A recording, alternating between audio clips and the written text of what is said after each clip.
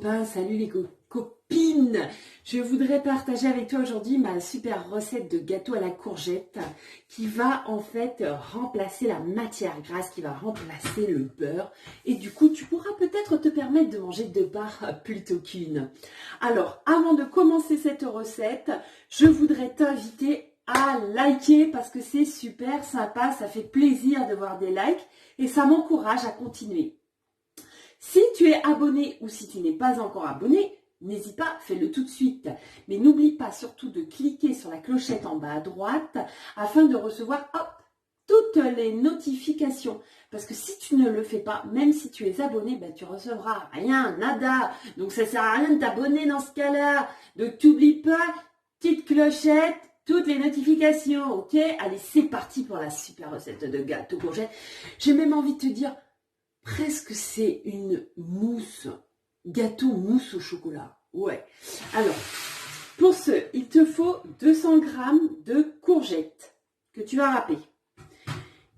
Là, je pars sur 80 g de farine.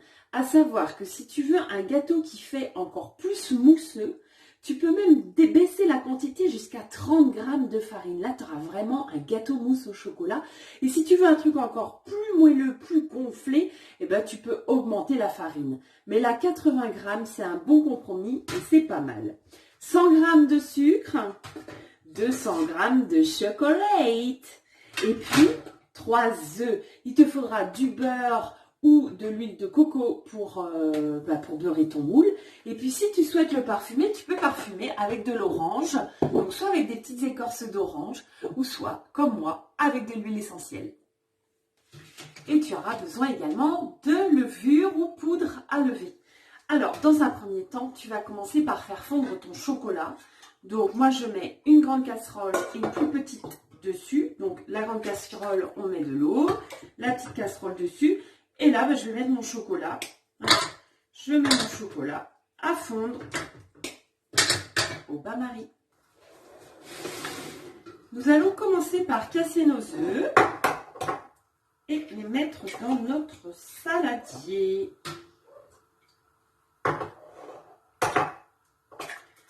Ensuite, tu rajoutes ton sucre. Tu sais, les doses que je te donne, c'est toujours pareil, hein. Tu mets plus ou moins, c'est selon vos goûts.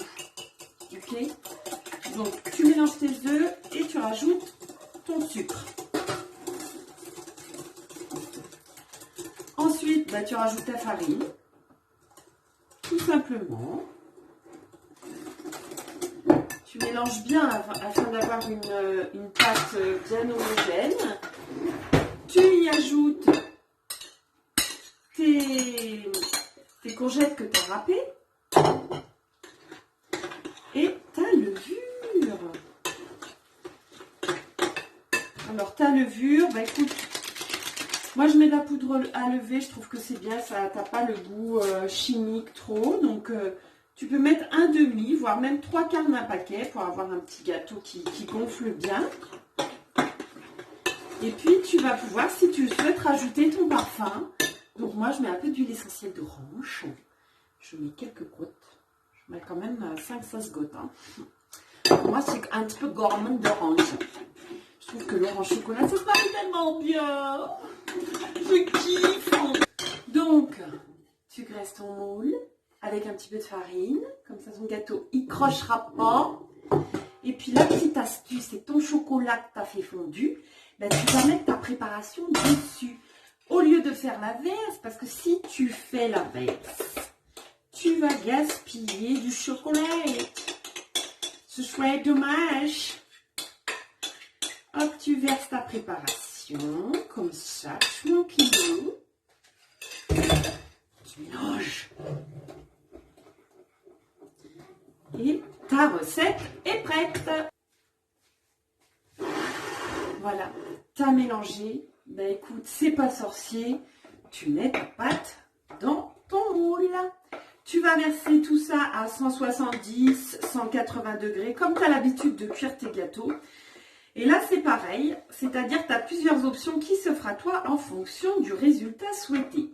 Si tu veux un gâteau moelleux, À ce moment-là, tu fais vraiment cuire jusqu'à ce que tu vois que ça gonfle bien. Et voilà, puis tu éteins.